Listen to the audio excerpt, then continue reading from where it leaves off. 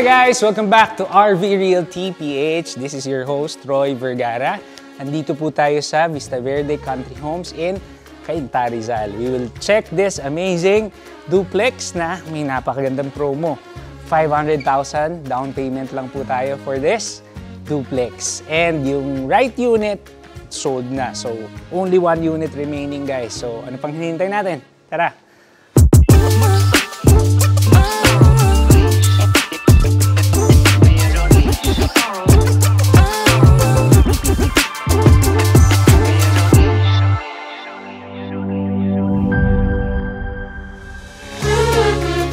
This house stands on a 102 square meter lot area with a floor area of 160 square meters. 3 bedrooms and 3 toilet and bath tayo dito guys. So, napakaganda. And the size of the lot is big. Actually, for a duplex, 102 square meters is considered big na. Usually, mga 70 to 90 square meters lang pag duplex. This one's 102. So, nandito tayo ngayon sa 2 carport natin. Covered siya. So, ang kasya natin dito is isang SUV tsaka isang small sedan siguro. Ang size niya ay 4.5 meters yung lapad, pero meron tayo, hindi kasama tong walkway. May walkway tayo.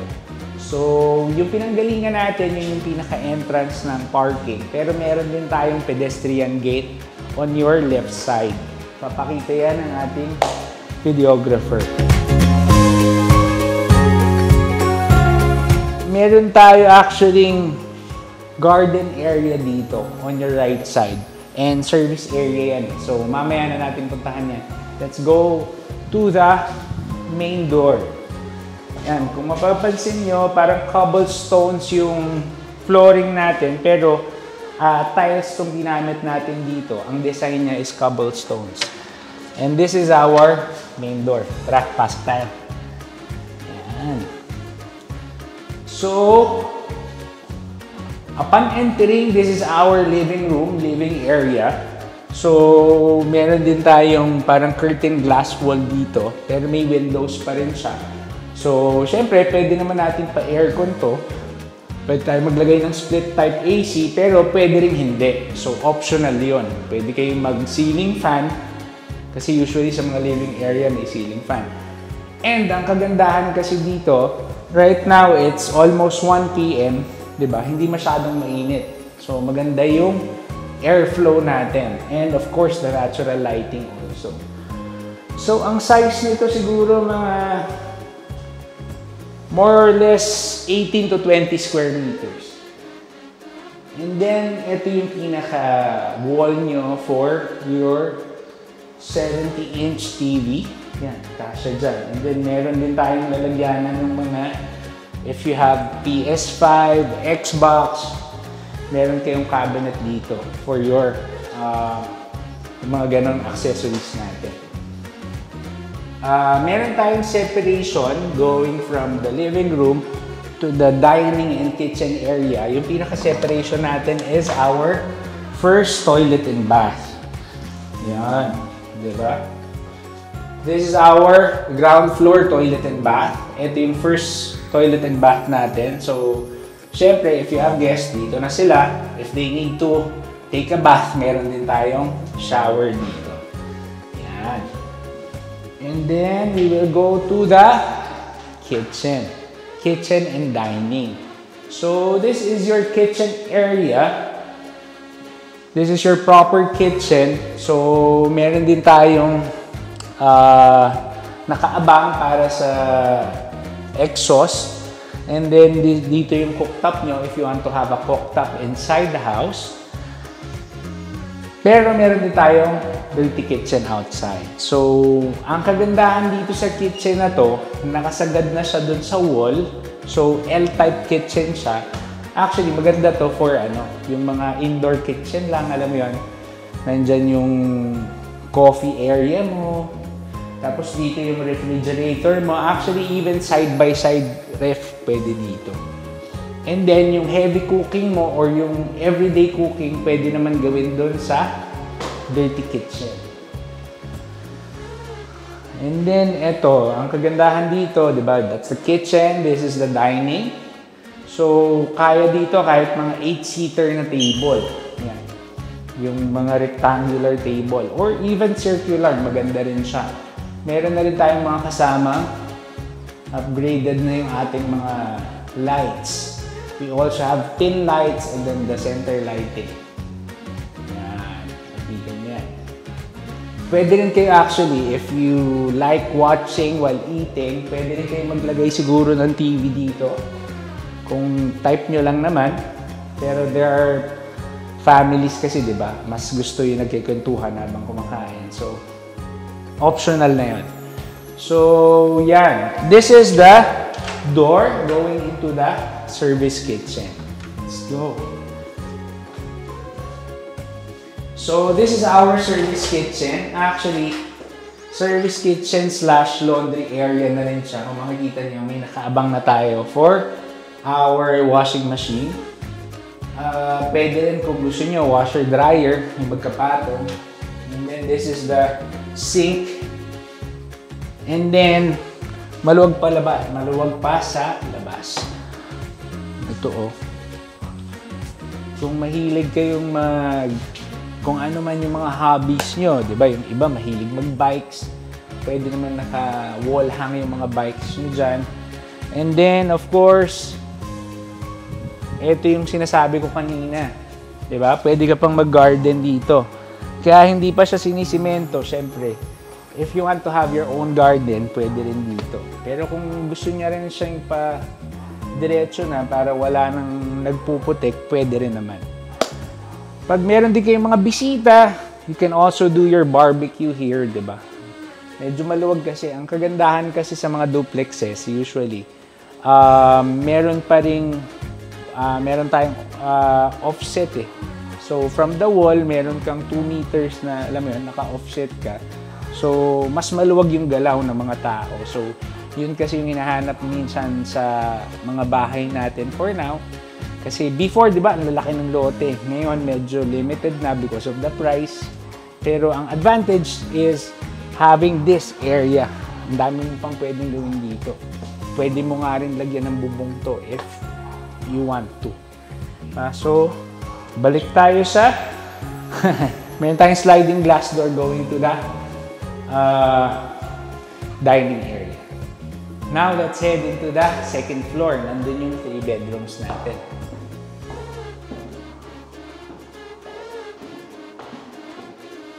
So, this is our first bedroom. Yan, pasok. So, for our bedrooms, yung nasa likuran, meron na tayong provision for window type aircon. Kakalimutan ko pa, diba? Window type AC tayo, and then we have windows here, and then also this one. Yan, meron kayong sliding glass windows on your left side. So, size nito, more like 3 meters by 6 meters, mga 18, ganun, 18 square meters itong first bedroom natin. And then, meron na rin siyang kasama closet. May built-in closet na tayo. So, hindi nyo na iisipin yung closet or closet space. Most likely, ito yung pang mga kids room. Ito yung magiging pang sa inyong mga anak. And then, this is our second bedroom. Ang pasok tayo. Actually, maganda yung mga built-in natin mga lights. Kasi hindi siya yung basic na bumbilya lang. So, di ba? Malaking bagay siya. You don't have to buy a new one. You also have the sliding windows here. And then, of course, dito yung headboard mo. Double bed. Kasyang-kasya yung double bed dito. Or, kung marami kayong anak, pwede naman double deck. Diba? Pag naman single or with other family members, ito yung pwede mong gawing office. Diba? But you also have the, anong tawag dito? Closet. Built-in closet. Yeah. Ang luwag na ng closet space, actually. Ayan.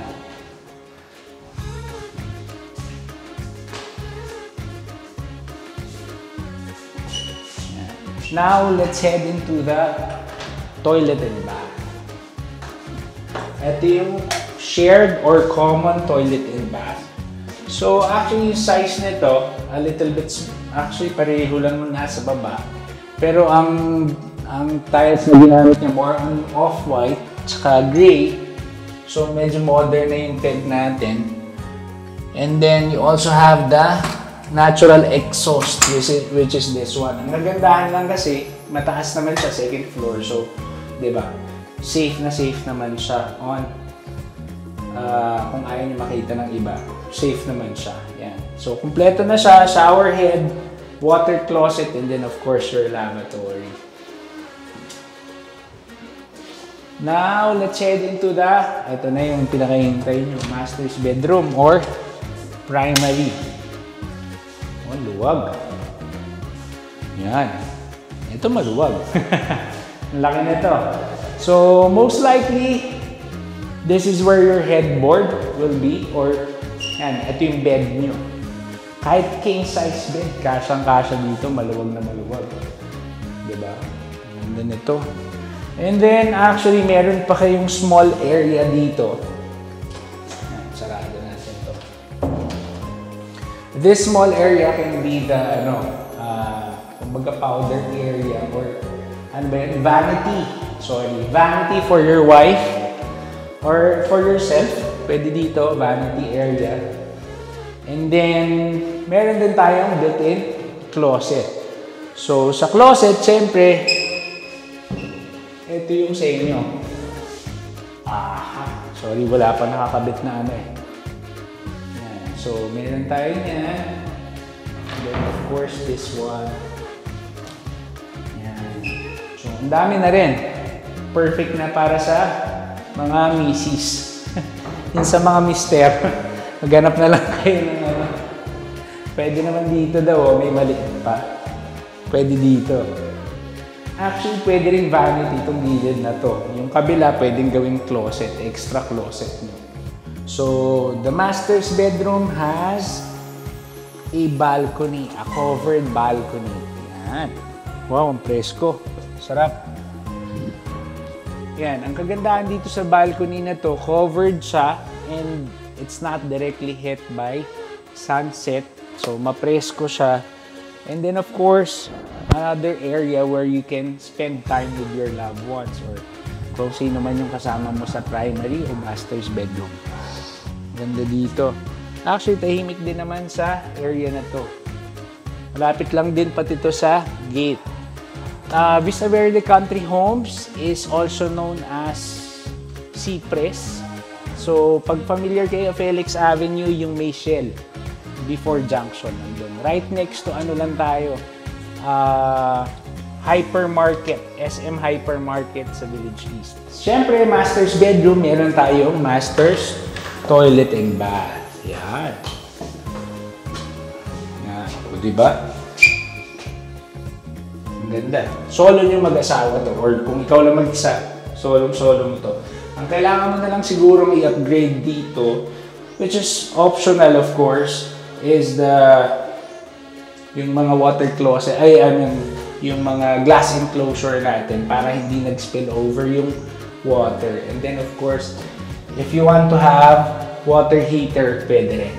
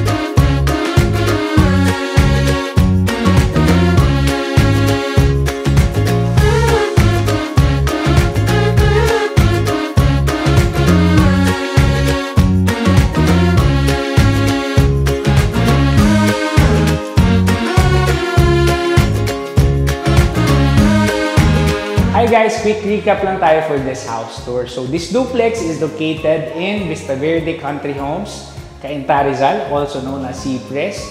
Napakalapit lang natin sa SM Hypermarket and Junction. So last unit na ito, we already sold the left side or left unit when it was under construction. So it's situated in a 102 square meter lot area with a floor area of 160.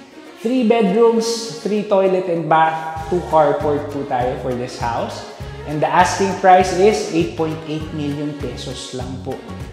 Tama po kayong narinig, 8.8 million for this napakagandang duplex. Ang isa pa sa pinakamagandang parte nito, 500,000 lang po ang ating down payment. Yan, for sure, nag-iisa na lang to. So, unang-unahan na lang po kayo. If you have more questions, you can contact us on the numbers below. Don't forget to follow us on our social media pages, Facebook, Instagram, TikTok, and of course, YouTube. This is again, Roy Vergara from RV Realty PH, and see you on the next one. Peace.